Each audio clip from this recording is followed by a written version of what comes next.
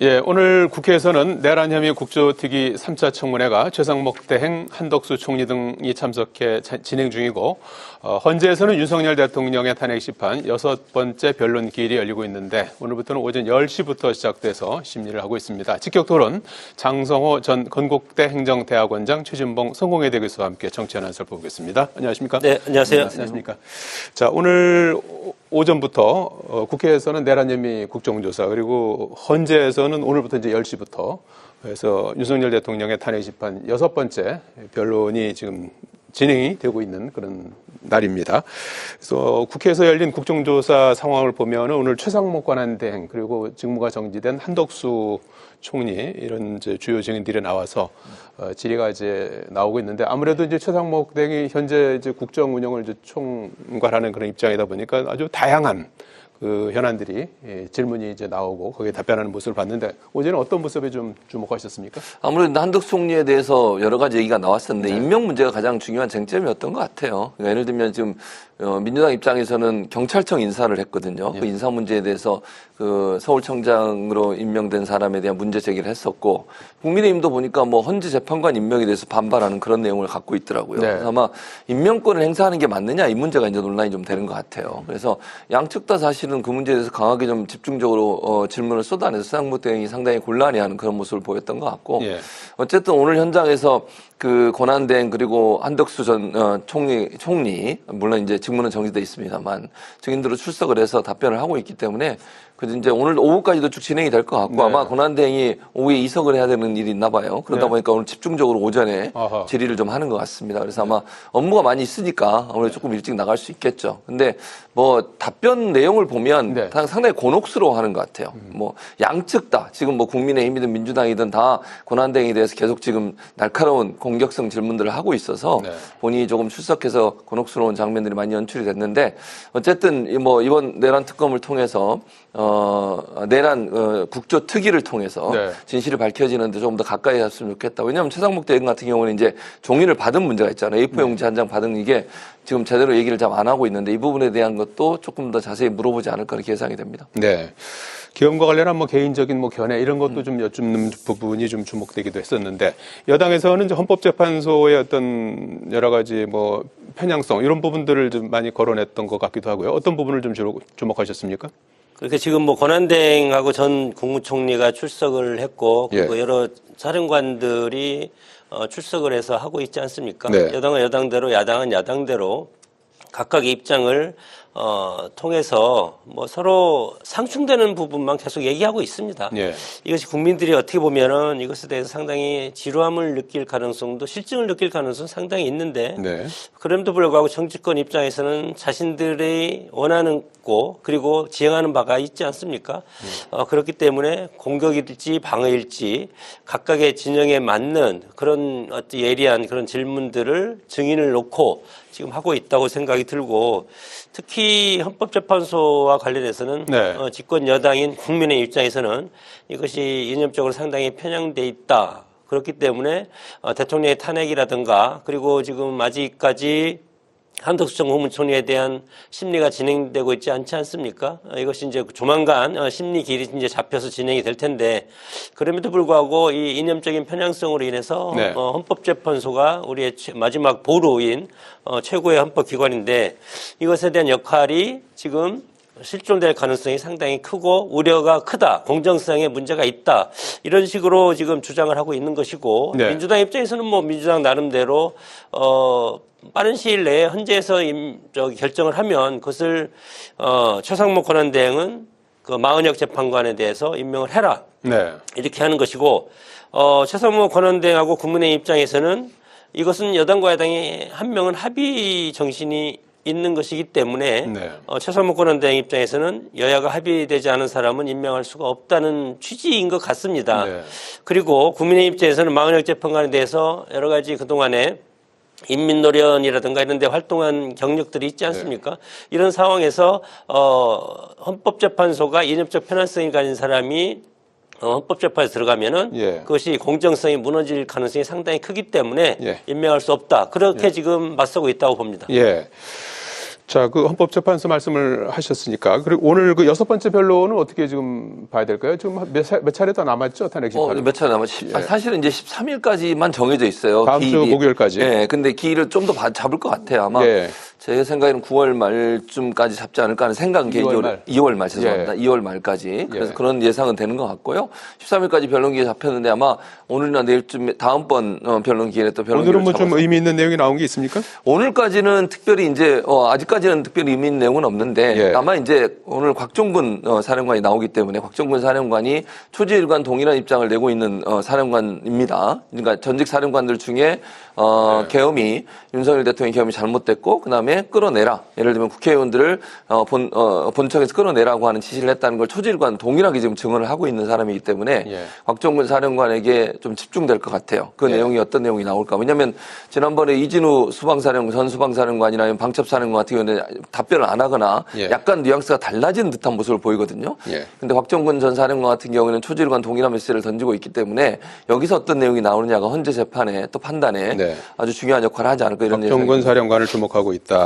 장 교수님은 탄핵 심판 어떤 부분을 좀 주목하고 있습니까? 제가 오전에 707 특임 단장이 와서 정리하는 내용을 조금 들어봤는데 체포 지시 들은 적 없다고 얘기했고 그리고 지금 뭐 여러 가지 그 끈 같은 걸 준비하지 않았습니까? 타이인데 이것이 체포용이 아니고 문을 국회를 방어하기 위한 외부적인 위험으로부터 방해하기 위해서 준비한 것이다. 그렇게 이제 진술을 했기 때문에 곽정근 특전사령관과 좀 배치되는 그런 부분이 있습니다. 분명히 있긴 있고 그리고 엊그제 여인영 전 방첩사령관도 마찬가지로 대통령으로부터 체포하라는 지시를 받은 적이 없다고 얘기를 하지 않았습니까? 그리고 오늘 중요한 것이 707 특임단장 입장에서는 국회에 직접 들어간 그런 지휘관이기 때문에 이 지휘관의 어떤 발언이 상당히 저는 중요하다고 봅니다. 물론 오후에 곽종근 특전사령관이 와서 이제 증언을 하겠지만 뭐 국회에서 한 내용 그대로 증언하지 않겠습니까? 그런데 이제 요원인지 아니면 의원인지 그거에 대해서 상당히 이제 뭐 대통령 변호인 측과 국회 측 소추단 대리인들이 상당히 치열하게 이거에 대해서 갑론을박을 할 가능성이 크다고 봅니다. 오늘 6번째 변론길 상황도 한번 살펴봐야 될 것 같고요. 자, 다음 주 여야정 국정협의회 상당히 이제 주목되고 있는데 날짜가 아직 확정된 것 같지는 않고 이르면 뭐 10일 월요일쯤에 이제 것 같습니다. 여야정 협의회는 사실 윤석열 대통령이 이제 계엄 이후에 지금 구속된 상태고 사실 이제 국정 그 컨트롤 타워가 조금 그거를 좀 더 보완해 주자는 취지에서 만들어진 4자 협의체 아니겠습니까? 우원식 의장, 최상목 대행 여야 대표 이렇게 해서 하는 건데 아마 다음 주에는 좀 만날 수 있을까요? 뭐 그럴 가능성이 있다고 봅니다, 저는. 그리고 주요 현안이 이제 경제 문제잖아요. 사실은 국정협의체에 가장 중요하게 다룰 게 경제 민생 안전입니다. 안정입니다. 이게 제일 중요하다고 생각하고 두 가지 이슈가 있을 것 같은데 뭐 반도체 특별법 문제하고 추경 예산 두 가지 문제일 것 같습니다. 추경 같은 경우에는 지금 정부 측에서도 추경을 필요하다고 주장을 하고 있어요. 물론 이제 예를 들면 개인한테 지급하는 뭐 지원금 이런 부분을 말고 다른 뭐 선별적으로 하더라도 추경은 필요하다고 주장을 하고 있고 추경이 사실은 내수 활성화에서 반드시 필요하기 때문에 이거는 협의를 좀 빨리 해서 진전이 됐으면 좋겠습니다. 그래도 경제가 계속 지금 어려운 상황이지 않습니까? 그래서 국민의힘이 좀 전향적으로 이게 무슨 이재명 대표가 그랬잖아요. 뭐 재난지원금처럼 개인에게 돈을 지급하는 거 안 해도 된다. 그리고 선별적으로 해도 되고 아니면 어떤 형태로는 추경이 좀 책정이 돼 자영업자들이나 소상공인들 살릴 수 있는 방안들을 만들어야 되기 때문에 이건 반드시 이루어져야 되고 반도체 특별법도 이재명 대표가 상당히 전향적으로 태도를 많이 바꾸고 있습니다. 그 실용주의적 측면에서 필요한 영역이 있다면 제한적으로라도 근로시간을 좀 푸는 방법 이런 방법들의 논의가 이루어지고 있고 지금 구체적으로 어떤 논의까지 가 있냐면 특정 임금 이상 뭐 이건 아직 정해진 게 아니니까 제가 뭐 어떤 임금이라고 말씀을 드릴 수 없지만 반도체 업체에서 특정 임금 이상의 보수를 받는 사람들에 한해서 근로시간을 자유롭게 하는 예컨대 52시간으로 제한돼 있잖아요. 있잖아요. 예. 이걸 좀 더 일이 많을 때는 더 많이 하고 일이 적을 때는 조금 쉬고 이런 방법으로 좀 유동성 있게 할 수 있도록 하는 업종에 더해서 이제 임금 수준까지 고려해서 이제 제한적으로 적용하자. 그렇습니다. 왜냐하면 노동계가 이거 반발하고 있기 때문에 그래요. 노동계가 이렇게 되다 보면 모든 업종으로 다 나갈 수도 있다. 이런 위험성이 있어서 그건 아니라는 걸 민주당이 좀 명확하게 하기 위해서 소득 수준까지도 함께 고려한 그런 정책으로 아마 제안을 할 것 같으니까 이것도 뭐 저는 합의점 찾아가는데 중요한 계기가 될 거다 이렇게 생각합니다. 예. 추경과 이제 반도체 특별법 이 부분을 이제 주목하고 계시는데 여권에서는 추경 관련해서는 좀 1분기 재정 투입 상황을 보면서 하자 뭐 이런 입장인 것 같은데 이 부분은 어떻게 좀 조율이 될 수 있을까요? 조율 안 될 겁니다. 민주당이 국정 발목 잡기로 인해서 예를 들어서 동해 심해 가스전 개발 사업 최근에 51배럴이 추가된 마기 상어가 발견됐다는 보도를 우리가 보지 않았습니까? 여기에서 보는 대왕고래 프로젝트에 5년간 5,700억이 필요했는데 민주당에서 이것을 98% 깎았습니다. 예를 들어서 이런 것들이 소위 말해서 국정 발목 잡기가 아니었나. 그래서 대통령이 개헌 발동의 요인이 예산 삭감 이 문제를 이제 들지 않았습니까? 그런데 이제 와서 이것을 또 하겠다고 그러면 대통령을 방해해 놓고 대통령이 탄핵이 헌법재판소 가 있으니까 민주당이 이제는 다시 깎았던 걸 다시 살리겠다고 하는 것은 어불성설이다. 깎았던 거 살리자는 게 아니고 이제 그 깎았던 거 살리는 것을 이제 고려하자는 건 여권의 입장이고 야권에서는 이제 다른 이제 또 추경 필요성을 얘기하는 거죠. 추경 뭐 필요하지만 그럼에도 불구하고 그런 것들도 다 이제 포함이 돼서 논의되는 것 아니겠습니까? 여정 사자 회담이 그렇기 때문에 그리고 이제 뭐 인사검증 예산이라든가 그리고 이제 공수처의 어떤 예산이라든가 경찰 예산은 전혀 없고 공수 예산만 많고 이런 부분들이 상당히 문제점이 많다 이렇게 생각이 들고 뭐 여당과 야당이 저는 잘 합의를 했으면 좋겠습니다. 뭐 과거에 지난 12월 달에 그런 예산 전액 많은 부분을 삭감을 해서 여당이라든가 정부에서 활동을 못할 지경으로까지 만들어 놨지만 그럼에도 불구하고 이것이 정쟁이 아닌 민생을 위한 예산은 꼭 필요하지 않겠습니까? 그렇기 때문에 전향적으로 할 필요가 있겠지만 과연 그것이 민주당이 그동안 해왔던 이런 예산이 안 되는데 이것을 갑자기 또 이렇게 바꿔서 이렇게 한다는 것이 진정성이 있을지는 모르겠지만 그럼에도 불구하고 불효불급한 그런 민생 예산은 여당과 야당이 합의해서 급한 불은 끌 필요는 있다 그렇게 생각이 듭니다.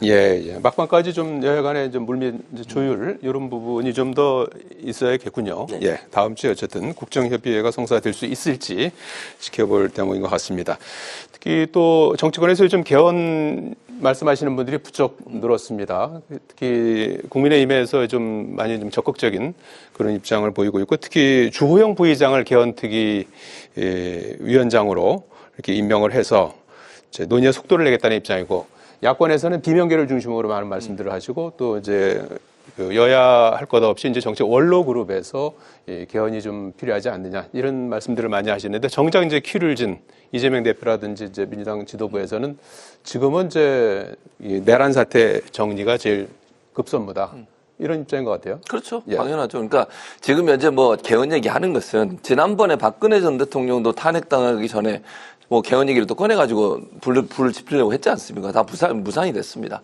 지금 이 개헌론이 나오는 것은 이게 불순한 생각이라고 저는 생각해요. 조기 대선 못하게 하려는 시도다. 이렇게밖에 볼 수 없기 때문에 이거는 지금 그걸 논의할 시점이 아니에요. 지금 이렇게 전국이 어수선하고 지금 지도력이 부재된 상태 아닙니까? 이런 상태에서 개헌 논의 시작하면 블랙홀로 빠지게 돼요.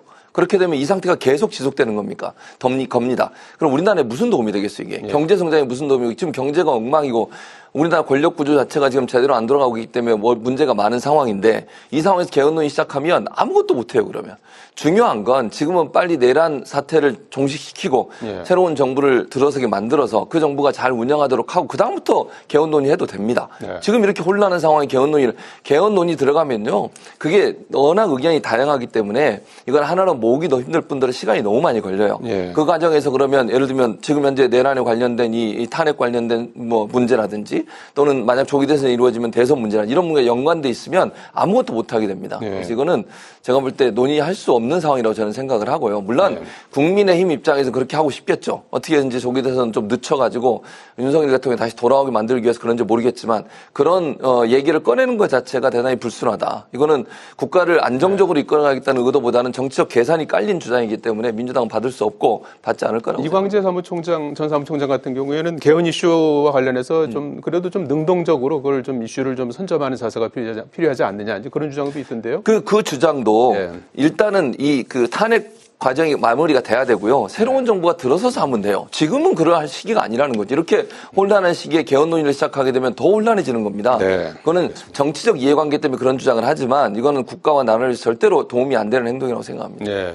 정 교수님은 어떻게 생각하세요? 새로운 정부가 들어선다고 하더라도 개헌 논의가 되겠습니까? 새로운 정부가 들어서기 전에 해놓고 과거에 보면 잘 안 됐고 제가 오래전입니다. 10년 전에 제가 국회에서 발족된 개헌 특위에 제가 위원으로 참여해서 그때 권력 구조에 대해서 제가 거기 위원으로 참여해서 이제 작업을 한 것도 지금도 남아 있습니다. 그게 있는데 우리가 지금 87년 체제가 87년 지금 2025년 아닙니까?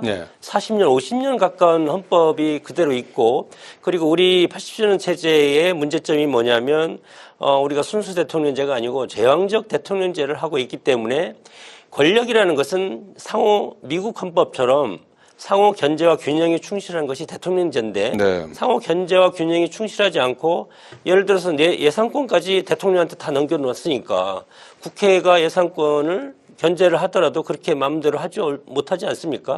그리고 국회의원이 장관으로 들어갈 수 있다는 것 이것이 내각제 요소입니다. 그래서 이참에 보면은 대통령의 어떤 견제 장치를 확실하게 해서 대통령의 권한을 좀 줄여놓을 필요가 있고 그리고 국회에 대한 여러 가지 다수결의 폭거가 지금 일어나고 있지 않습니까? 그렇기 때문에 행정부라든가 대통령이 국회에 해산할 수 있는 그런 권한도 저는 필요하다고 봅니다. 이렇게 해서 상호 견제와 균형을 맞추지 않으면 어느 한쪽에서 예를 들어서 A라는 당의 총선에서 180석 이상이 확보가 되면은 의회에서 모든 것을 전행적으로 하시지 않습니까?